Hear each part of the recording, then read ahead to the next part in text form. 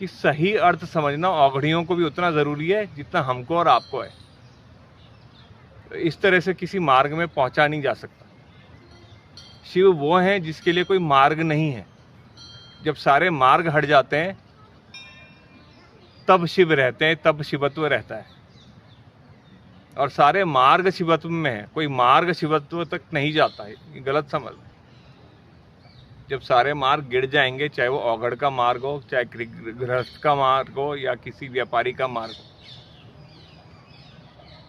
तो शिवत्व अपने आप ही उसकी अनुभूति हो जाएगी। हमें अनुभूति क्यों नहीं हो रही? क्योंकि हम मार्ग में खो गए हैं।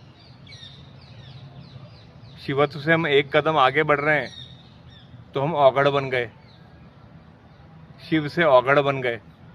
अब बोला कि उनका एक शमशान स्वरूप है।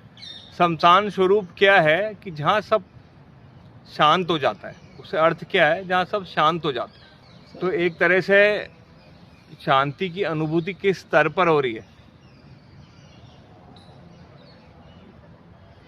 शमशान में हो रही है कि नहीं? जहाँ से ज़्यादा डरता है आदमी, जहाँ अल्टीमेटली सबको जाना है। पर ऐसे कोई मनोरंजन पूर्ण जगह में नहीं हो सकती, तो ये तो गलत बात है ना, कि उनको ज़्यादा है हमको कम है।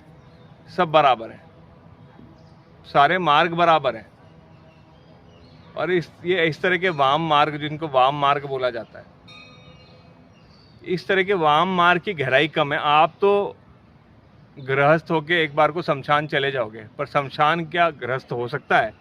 तो वो गृहस्थ के शिवत्व का अनुभव कैसे कर सकता है? वो नहीं कर पाएगा। तो इसमें उन्हीं का नुकसान है, किसी गृहस्थ का नुकसान नहीं है। अब गृहस्थ सोच रहा है कि मुझे आशीर्वाद मिल जाएगा ये सब करके, तो औघड़ों को भी गृहस्थ का आशीर्वाद मिल सकता है,